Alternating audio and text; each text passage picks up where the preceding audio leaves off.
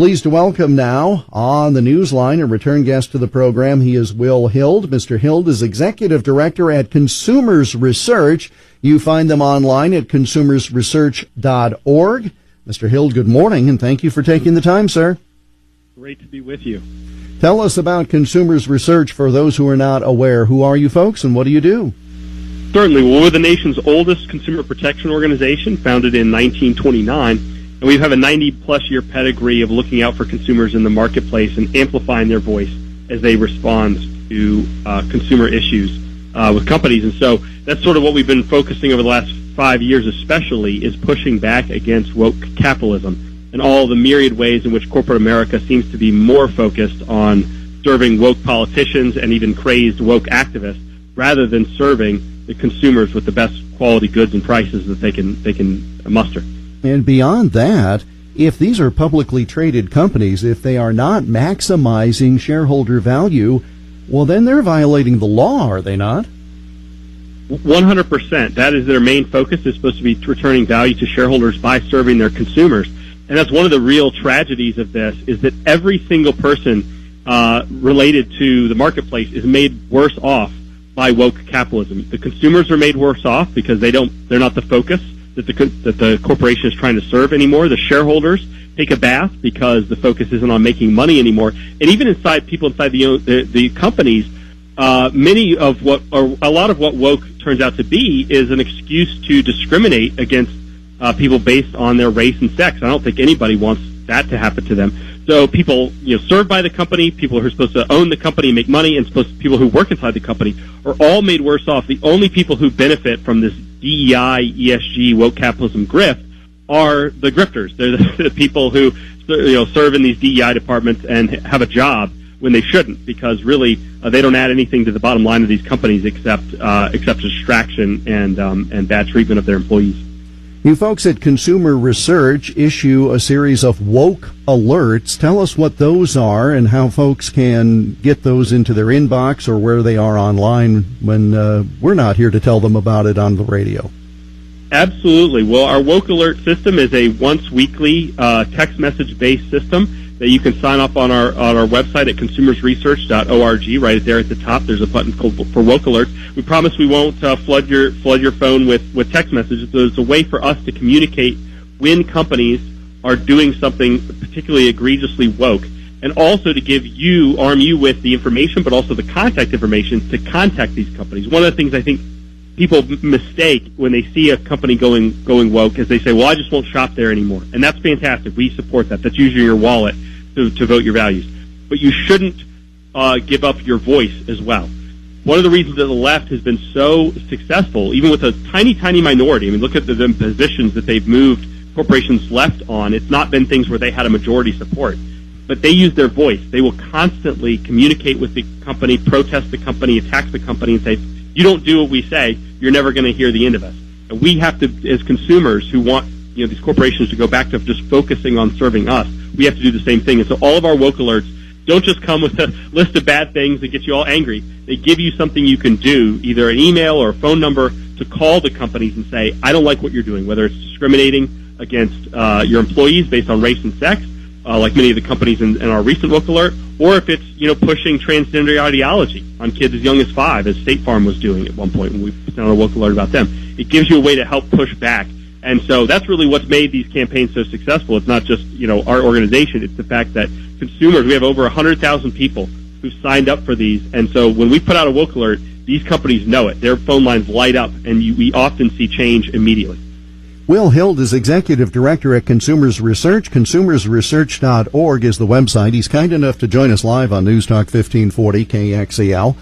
The weekly woke alert, and when you said we promise we won't spam you with a lot of text, well, the problem is there are so many of these companies that are still acting woke. I suppose you could. I mean, my phone would be going off every 5 minutes based upon what you're finding at some of these big companies. Give us an example of some of these that a lot of good folks have been patronizing for years, and I'm thinking of the Deltas and Costco's and Sephora's of the world, but they certainly have an agenda, do they not? 100%. And this week's woke alert is actually focusing on a slate of companies, many of which you just mentioned, who are doubling down on DEI. We're seeing overall, I want to give people a sense of optimism. DEI is being retreated from through most of corporate America. They are at the very least toning down how they talk about it and how they brag about what they're doing. And in many cases, they are actually reducing or eliminating their DEI departments. But there's a handful of companies that have decided to go the other direction, even though what they're doing is illegal and the White House and administration is now pushing back against it. These companies apparently don't think that the law or good sense applies to them.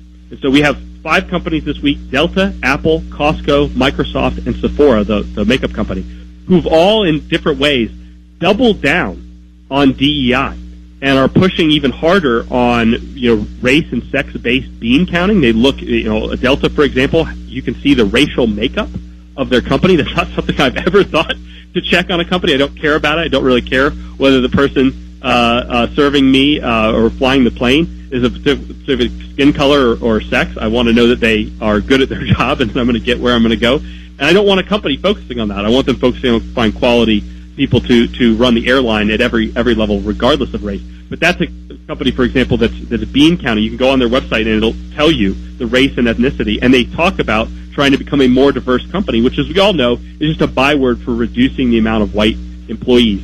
That's become. It used to be something they tried to hide behind. Now it's kind of a joke. I mean, the idea that diversity means anything other than reduction of white employees is sort of well known. We have other companies. Apple is doing the same thing, focusing on race and sex. Microsoft, same thing, looking at a race-based pay equity scheme, which is where they try to make sure that every race is making the same median salary, regardless of people's talents or their tenure at the company or how senior they are. It's frankly a little bit of communism through the back door. They just use race as the metric instead of class. So these are all companies that we think should be highlighted both by the public so that consumers can push back. And again, our woke alerts include contact information for these companies so that you can give them a call and say you don't want any of this racism nonsense to go on at their company anymore. But also because we are under a new federal investigatory and enforcement regime, and we're hoping that people like Harmeet Dillon, who now runs the Department of Justice Civil Rights Division, will start looking at these companies, because I think that this stuff is illegal. It's a violation of federal law, and there needs to be consequences. So, for example, I'm on consumersresearch.org, the current woke alert, and again, you've mentioned Delta. And it's pointed out here that after you folks at Consumers Research called them out, they took down these graphs with regard to racial makeup of the workforce.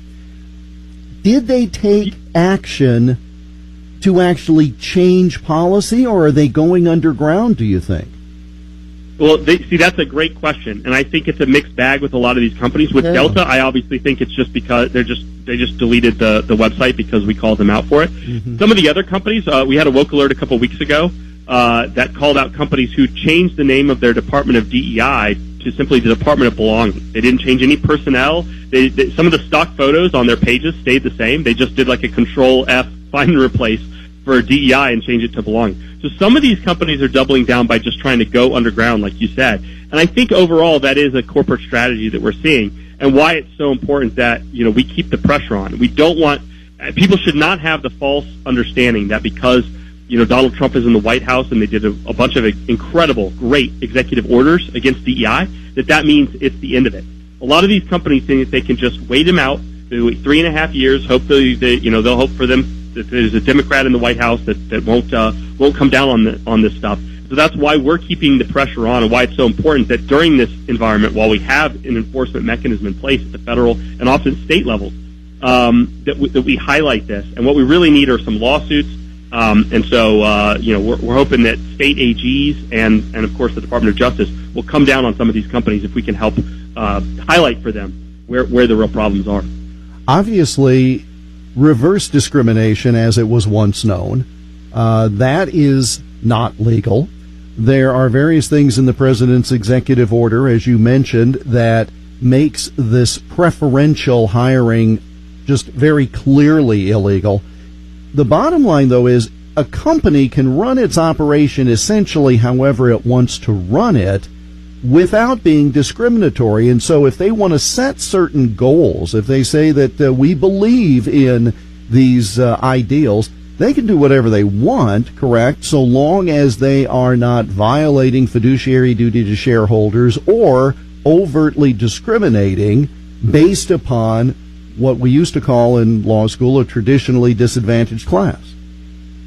Well, it's an interesting question. See, I'm of the opinion that I don't think that if a company sets that they see it as a noble goal to hit certain racial or demographic numbers within their company's makeup, even if you can't prove that there's direct discrimination, that's an odd thing to say that you're allowed to state an illegal goal as long as you can't prove that.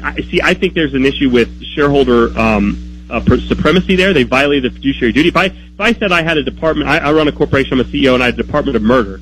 Okay, but we're not actually murdering anybody. Okay, so you can't throw us in jail because we're not murdering people. Well, okay, but my shareholders would have a cause of action against me as a CEO because I have endangered the reputation of the corporation just by the very fact of having that department of murder, because it's illegal to commit murder, and so it's inviting investigation and questioning, destroying the goodwill that I have with the corporation. So that is actually an excuse that a lot of these corporations have been arguing. It's kind of odd. They have a department of discrimination, which is what DEI is, but then they'll say, well, we weren't actually doing it, so we were just lying to everybody. Well, that's also consumer fraud. So I don't think actually it's appropriate for any of these corporations to even state that it is a goal of theirs or that they think it would be good for them to have a certain racial makeup. What we want for them is to have a colorblind meritocracy where they are judging people solely by their competence and their skill and their ability to create goods and services that consumers want. I think they need to get away from even stating these goals. I think it's bad. And again, to your point, if they are overtly stating it, then that at least gives me as a consumer the opportunity to shop with full knowledge of the situation. Having them, as you said, it's a double-edged sword. If they are called out and they go underground, it's harder to track unless there's an organization like Consumers Union that is paying close attention for folks, because we don't have a lot of time to just go search everything out. Although I would suggest that in this day and age, there are more and more people who are very happy to spend time researching the companies that they're giving money to. Yeah, and that's one of the things we've really been encouraged by. Is I get dozens of emails from consumers across the country, and we're donor supported, and we're honored to be supported by over 1,000 consumers from across the country. And the amount of frustration and interest now that consumers have on pushing back against this has increased exponentially since I took over the organization in 2020. And that really speaks to, like you said, consumers are really sick of this, and they're tired of it. And so this is, I think, one of the phases, just like when your body gets rid of a disease, or when you start taking antibiotics, for example, the symptoms go away before you're actually cured of the illness. That's why you have to keep taking the antibiotics. And there's a danger there during that period where you start feeling better, and the symptoms go away. I don't have a runny nose. I don't have a cough anymore. Let me just stop taking the medicine. And we're at that dangerous position right now because a lot of this stuff is going underground. They're not shoving it into our faces anymore. But we have to finish the antibiotic regimen because we have to purge these corporations of these people who think it's okay to discriminate based on sex and race, who think it's okay to be targeting certain racial demographics for either increase or reduction. And we have those tools available to us both in the marketplace, meaning we take away the money from those people. We don't use them. We use our voice to push back on them, but also we use federal and state action. And I will say a lot of Republican state AG offices are taking this more and more seriously by the day. And I'm so impressed. I'll just speak to one, for example, in Tennessee. Attorney General Strametti has just been given civil rights enforcement power in that state. And there's going to be a lot of corporations that are going to regret the day that they started discriminating based on race and sex, I think, because of that office. That's a great analogy with regard to the protocol of antibiotics. Absolutely.